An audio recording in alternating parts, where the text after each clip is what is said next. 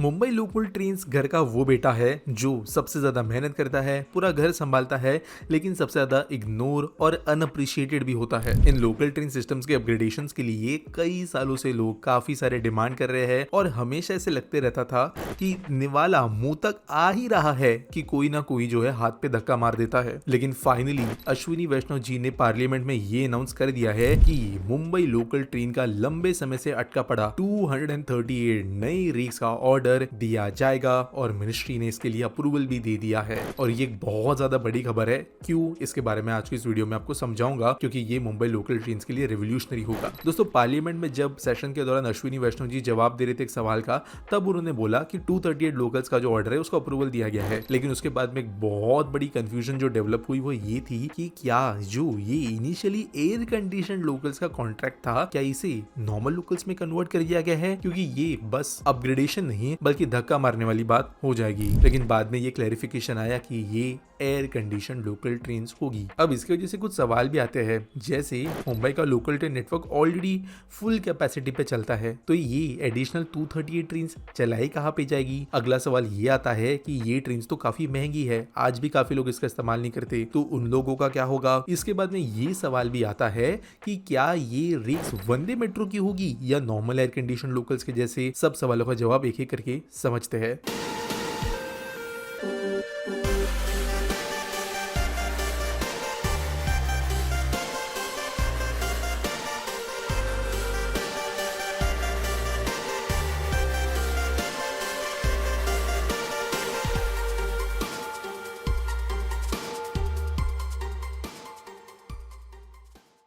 सबसे पहले मुंबई के कंजेशन के हिसाब से बात करते हैं। देखो, एक बात समझो, मुंबई लोकल ट्रेन के अंदर ट्रेन अपग्रेडेशंस फिलहाल इतने बहुत बड़े नहीं हो रहे। नई रेक्स थोड़ी आ भी रही है इस साल, वो कोई बहुत मेजर अपग्रेड नहीं है। लेकिन मुंबई का जो लोकल ट्रेन नेटवर्क है, दोनों वेस्टर्न रेलवे में और सेंट्रल रेलवे, वो मेजरली अपग्रेड हो रहा है। हार्बर लाइन जो है वो सौतेला होने की वजह से उसको ध्यान नहीं दिया जा रहा। अगर हम वेस्टर्न रेलवे के बारे में बात करें तो डहाणू तक क्वाड्रुपलिंग हो रही है। हम अगर बात करें अंधेरी से लेकर बोरिवली वगैरह तक के सेक्शंस में, तो वहां पे भी कई सेक्शंस में एडिशनल लाइन्स आ रही है। कई स्टेशन को रीमॉडल किया जा रहा है।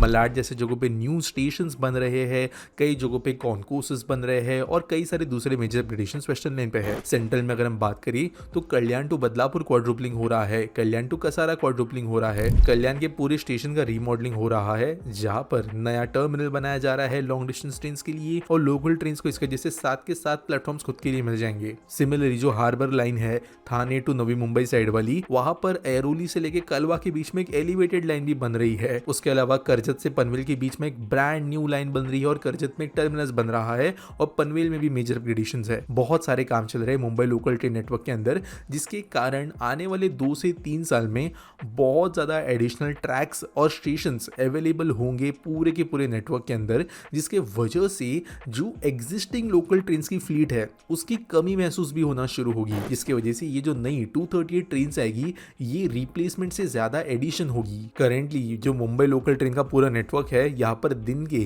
3000 ट्रिप्स से ज्यादा होते हैं और तकरीबन 80 लाख लोग इनमें ट्रैवल करते हैं। तो 238 लोकल ट्रेन आने की वजह से कुछ एडिशनल ट्रिप्स ही बढ़ पाएगी और कैपेसिटी के हिसाब से ये एक एडिशन सिग्निफिकेंट तो होगा, लेकिन एक ओवरऑल नहीं होगा, और इसलिए ये 238 ट्रेन इजीली एडजस्ट हो जाएगी। साथ साथ में additionally Mumbai local train network में CBTC सिग्नलिंग सिस्टम लगना है, जो बेसिकली ड्राइवरलेस या कहे तो असिस्टेड ट्रेन ऑपरेशंस को सपोर्ट करने वाला सिग्नलिंग सिस्टम लगेगा, जिसके वजह से ट्रेन के बीच में आने वाला टाइम जो है कम होकर ट्रेन फ्रीक्वेंसी बढ़ने वाली है, और ये भी एक बहुत जरूरी चीज होगी। अब दूसरे सवाल का जवाब देते हैं, किराए का क्या। दोस्तों, जब कुछ साल पहले इनफैक्ट मई 2023 में जब इनिशिएटिव लिया गया था कि MUTP 3 प्रोजेक्ट के अंतर्गत हम नए लोकल ट्रेन खरीदेंगे, तब तकरीबन 14,000 करोड़ का एक टेंडर भी दिया गया था, जहां पर इन ट्रेन को खरीदने के साथ साथ नए मॉडर्न मेंटेनेंस डेपोज के बारे में भी बात की गई थी। लेकिन तभी महाराष्ट्र की जो NCP पार्टी है, नेशनलिस्ट कांग्रेस पार्टी, इन्होंने इसका बहुत जमकर विरोध किया था, ये कहते हुए कि जो मुंबई का वर्किंग क्लास है वो एयर कंडीशन ट्रेन में ट्रैवल नहीं कर सकता। ऑपोजिशन स्ट्रॉन्ग था, कुछ जो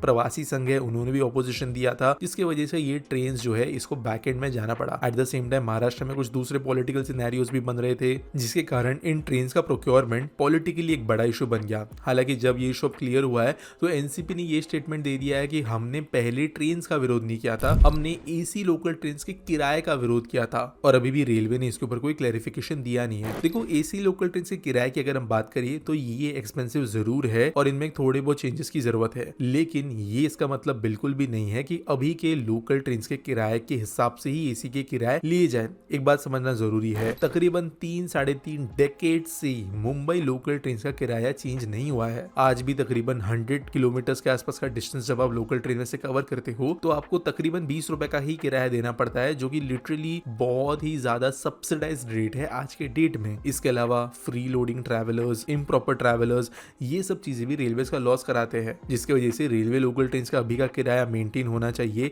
ये मेरा ओपिनियन नहीं रहेगा। हाँ, लेकिन एसी लोकल ट्रेन का किराया घटना जरूर चाहिए, क्योंकि ये कई मेट्रो सिस्टम्स जो मुंबई में चल रही है, इनफैक्ट प्राइवेटली भी चल रही है, उनसे भी महंगा पड़ता है, जिसके वजह से ये सच में अनअफोर्डेबल है। कहीं ना कहीं पे 25-30% प्राइस रिडक्शन की जरूरत है और ऑब्वियसली टिकट चेकिंग जैसी चीजों को भी इंप्रूव करने की जरूरत है, जिसके बाद में इनका एक्सेप्टेंस काफी ज्यादा बढ़ेगा। हालांकि करंट प्राइसेस के साथ में भी एक्सेप्टेंस काफी अच्छा है, लेकिन उसके हिसाब से इनका एक्सप्लॉइटेशन भी ज्यादा है, क्योंकि कई लोग यहाँ पे बिना टिकट चढ़ जाते हैं गलत टिकट खरीद कर। अब तीसरे सवाल का जवाब कि क्या ये वंदे मेट्रो होगी या लोकल ट्रेन होगी या क्या होगा। देखो, वंदे मेट्रो तो ये नहीं होगी, ऐसे इंडिकेशंस मिल रहे हैं। वंदे मेट्रो को बोला तो गया था कि मुंबई लोकल जैसे सिनेरियो में यूज किया जाएगा, लेकिन जब ये रेक बनी, ट्रायल हुए, तो काइंड ऑफ ऐसी हमें बातें पता चल रही है कि ये एक 150 से लेके 200 या कहीं तो 4-5 घंटे के डे टाइम सफर के लिए ठीक है, लेकिन रैपिडली कई स्टेशन पे रुकते हुए, हजारों लोगों का इनटेक आउटटेक करते हुए, इस तरीके के सिनेरियो के लिए नहीं बनी। इनफैक्ट मैंने इसके ऊपर एक बनाया भी था कि वंदे मेट्रो लोकल्स को रिप्लेस नहीं करेगी जब तक बहुत मॉडिफाई इनको किया ना जाए। लोकल्स में 8 दरवाजे होते हैं, बड़े बड़े दरवाजे होते हैं, सीटिंग अलग, क्लासेस अलग होते हैं, फर्स्ट क्लास होता है, लेडीज होता है, लगेज होता है,